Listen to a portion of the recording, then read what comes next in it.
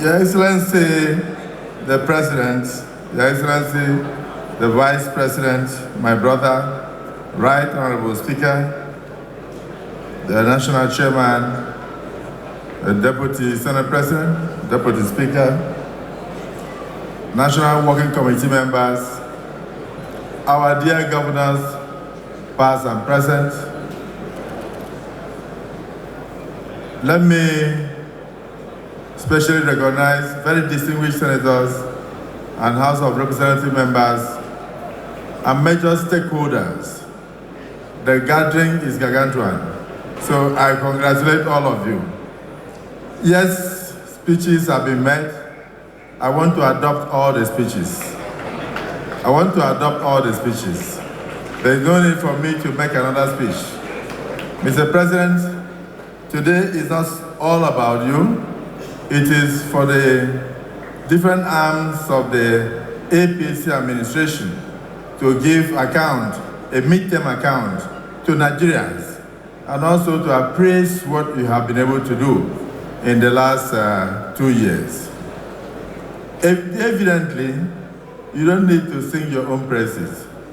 But I think it is important that after this, the national chairman must set up a strong committee within the working committee to cascade down to the states, so that all the good things we have mentioned here, too numerous, we will now use those things to let the people know. Because in this society that is not informed is deformed. And today we have the social media.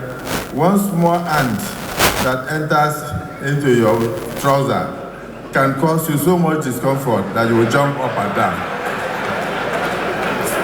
So, Mr. President, my own point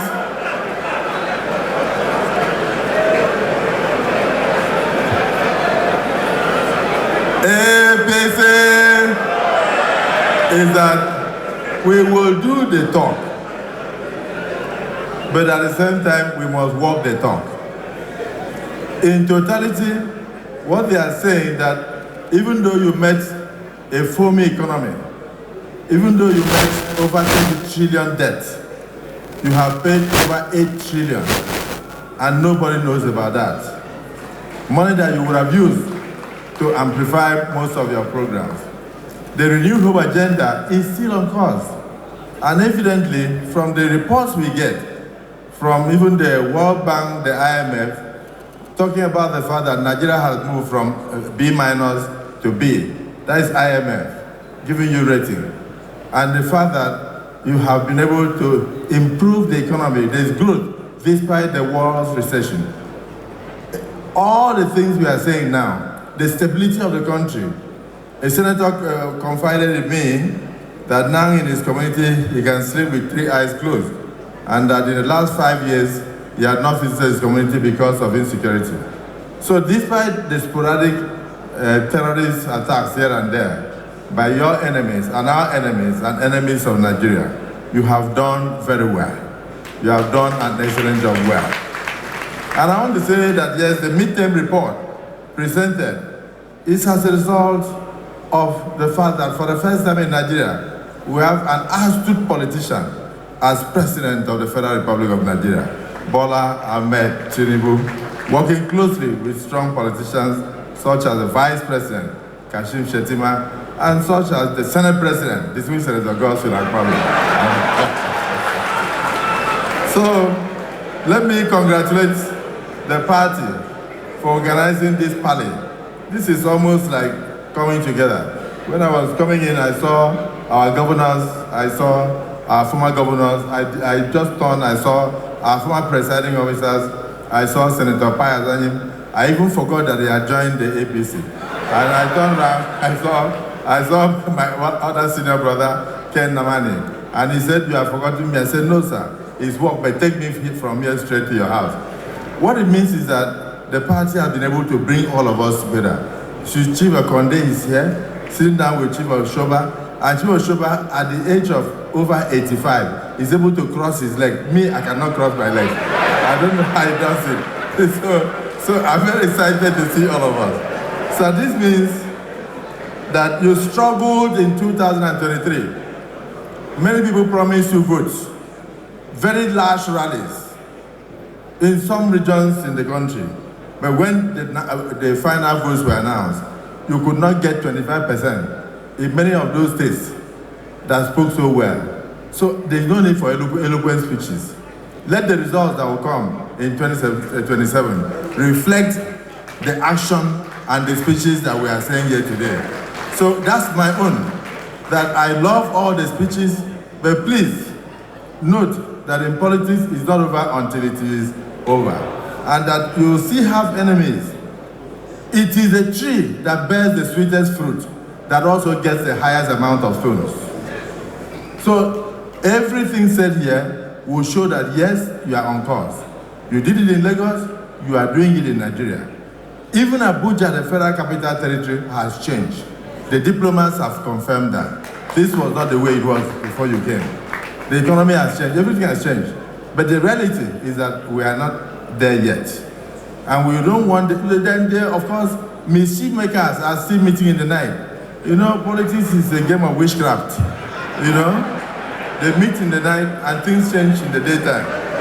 So don't allow me to come and stand in front of this August assembly and promise you that I'll deliver South in Nigeria. Go and sleep. Please don't sleep.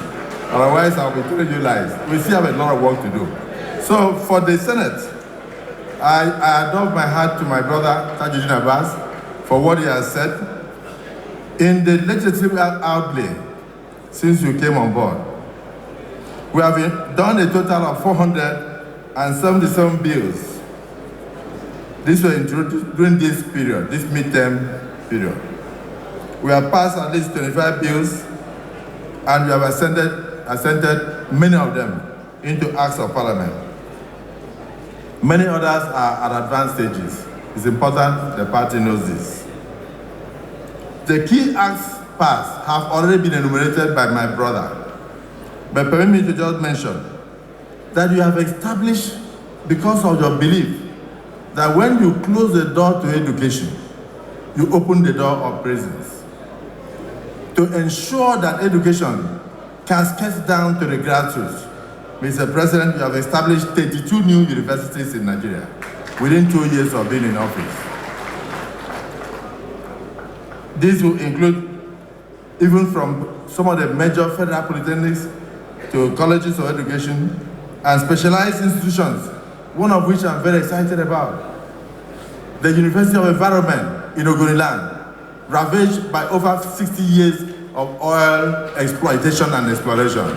You took a university to them so that they will study how to bring back the oil, the land, for the benefit of the people. We are very proud in the Niger Delta, and we thank you for this. So, Mr. President, the Students' Loans Act is a novelty never heard in Africa. Very poor people in various homes in Nigeria today can take loan and go and obtain higher education. I'm just mentioning the fact that you're a president that thinks not of the next election, but of the future generation. And this is the way it should be. That makes you the leader you are. Mr. President, National Economic Stabilization and Recovery Act. This targets inflation control, investment attraction, and economic reform. Many have said those things here. Those acts were done by the National Assembly. You assented to them. You assented to them, and today, our economy is on track. Mr. President, the national security architecture, you have streamlined and strengthened Nigerian internal security system and the framework, and that is why you cannot hear of any part of Nigeria today still who is hoisting foreign flags or Boko Haram flags. They come in a terrorist fashion, attack and run away in a Goliathful way. They can no longer stand and face our military. So we salute our men and women in uniform, and we salute the Commander-in-Chief for providing the right leadership that has strengthened the national security architecture. Universal healthcare coverage. This Universal Healthcare Coverage Act, this has broadened the access to quality healthcare across the Federation of Nigeria. I will just stop at that because of time. The Petroleum Industry Reform Act. This enhances accountability, transparency, and competitiveness in the oil and gas industry. Hence, the renewed investment in that sector. Then, imagine the Regional Development Commissions. This Regional Development Commissions Act, what you have succeeded in doing is that you have created that strata to assist the state governments and also assist our parties to get more to the grassroots in order to enable us reach the people faster. If the state governments cannot, they will complement the efforts of the state governments. And the state governors will notice that I tactically avoided the additional money that the president distributes to them every month that has nothing to do with the statutory allocation. I haven't said it out, so I will not say that today. Because I don't want somebody to be angry with me. But I want to thank you because you give them infrastructure development fund, which is shared across the states of the Federation.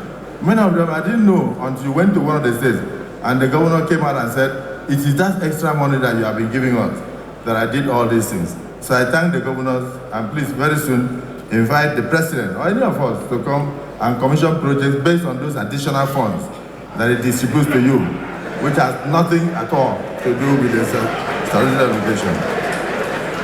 Mr. President, we have in the Senate, for instance, we have moved about 115 motions, and we have passed resolutions that have impacted on key economic areas, on national security, unit development, and public sector reforms.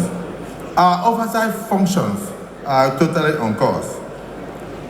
Here, the Senate has confirmed 215 nominees across various strategic positions. Of course, your nominees, Mr. President, from members of the Federal Executive Council to governors and deputy governors of the Central Bank of Nigeria, the service chiefs and heads of security agencies, the chairmen of boards of commissions and regulatory commissions and parastatals. In terms of public petitions, to show that it is a pro-parliament, the parliament is pro-people, we have done over 50 public petitions, and we have redressed those things without any of them seeing the need to burden the courts. We are now ensuring accountability in critical public sectors. Constitutional review, constitutional and social reviews. We have set up a 47-member Constitutional Review Committee. We have inaugurated that to look at the 1999 Constitution. And the key focus of amendments are in the areas of devolution of powers. Devolution of powers so that the federal government will be unbundled and the states will be given the opportunity to also have a say. State policing is one of the areas we are looking at in the Constitutional Review. Electoral reforms, we cannot campaign for 10 months. Those are also areas we are looking at. Local government autonomy, how do we ensure that the pronouncement of Mr. President has constitutional backing? And also, we are looking at how we can give our traditional rulers the opportunity. Mr. President, your bill on minimum wage is something that must be applauded. From 30,000, you have given us about 70,000 today, and workers are happy. And something that was never done before. We have returned to our own national anthem, but this we did through legislation. We did not just do it through resolution. We enacted a resolution taking us back to our old national anthem because of the worries, and Mr. President assented into the Act of Parliament. International diplomacy. The Senate has worked very collaboratively with the Executive to enact laws enabling economic diversification, medium and small-scale growth, infrastructural development, and currency stabilization. Let me say that the Senate has engaged in international parliamentary diplomacy and strengthened Nigeria's influence with strategic partners to your administration, the People's Republic of China, the United Arab Emirates, the ECOWAS Parliament, the Pan-African Parliament. These efforts have supported Your Excellency's agenda to boost foreign direct investment and enhance Nigeria's credibility and, of course, Nigeria's visibility within the international community. In terms of security, I've mentioned that already. The key areas we are focusing on enhancing coordination between the national security agencies, provide better funding for counter-terrorism operations, improve intelligence sharing, and early warning systems.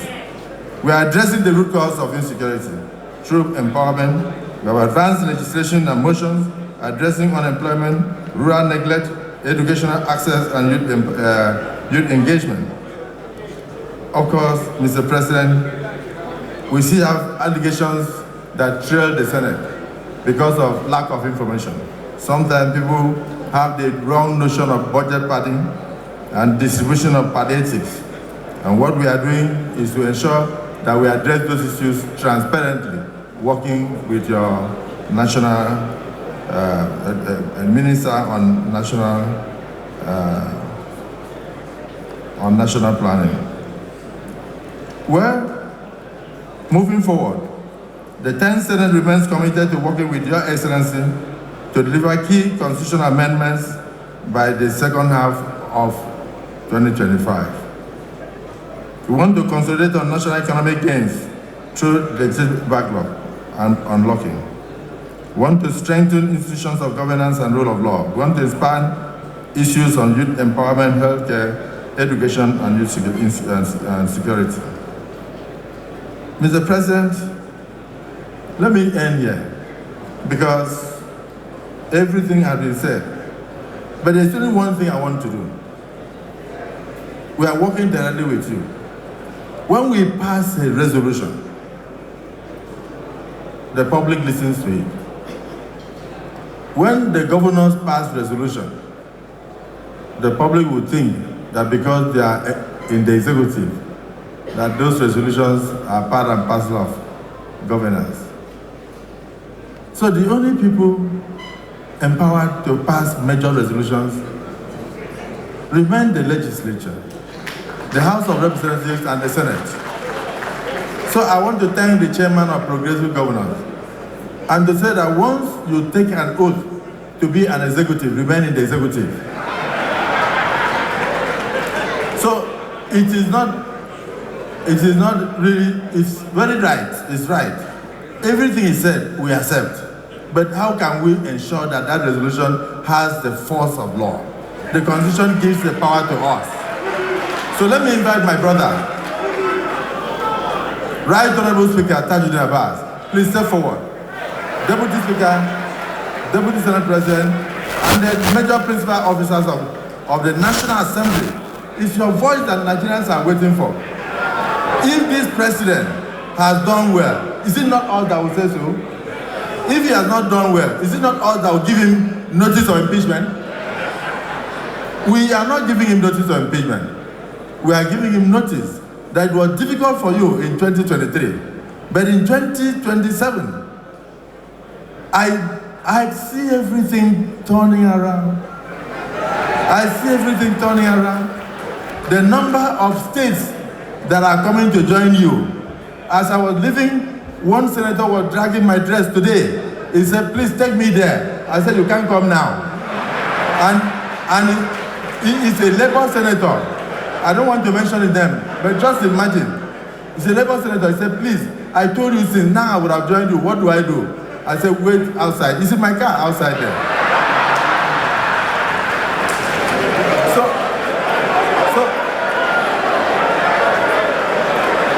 In view of the political sagacity of President Bola Ahmed Tinubu, in view of the fact that despite very difficult times, he has been able to set Nigeria on a path of growth, confirmed by the International Monetary Fund. In view of the fact that Nigerians are grassroots people, are very excited. In view of the fact that even the members of the National Assembly and senators said they have never had it this good. The leadership of the House of Reps should join me. I want all the members of the National Assembly of the APC extraction to stand up wherever they are. I want the civil senators to stand up where they are. And you will re-echo what I'm going to say. Those who love you will also join. I want to move, and let it be moved, that not only will President Bola Ahmed Tinubu be a sole candidate for the presidency in 2027, but he will also be a sole candidate for the whole Nigerian population, because all other political parties have been torn into shreds. I went to my state and I saw the umbrella, the PDP, it has over 100 holes. And so very soon you will hear. I'm not the one to break the news. But I know the national chairman has already broken the news that everything in the South has collapsed for you. And that is the same thing that is happening in the nation. Nigerians are saying that because you have done a difficult job well, that it is time for us to reward you by sending you back to the presidency for a second term in office. I move, therefore, as the Senate President of the Federal Republic of Nigeria, that Mr. President return, one, as a candidate of the APC unopposed, and secondly, as the next president for a second term come 2027. I so move. Listen to that voice. That's the voice of the Senate President. I so move. Mr. Speaker. Distinguished ladies and gentlemen, my name is Honorable Abbas Tajuddin, the Speaker of the House of Representatives, and I stand on behalf of the whole entire 109 senators, 360 members, and all the 36 speakers and their members to second this very important motion moved by the Senate President Asose-Kono. Distinguished colleagues, right honorable members, members of the Houses of Assemblies across Nigeria, those in support of the motion, seconded rightly by the Right Honorable Speaker, Tajuddin Abbas, PhD, GCON. Those in support, give me your voice and say, ah! And those against say, nay. The ayes have it. Congratulations, Mr. President.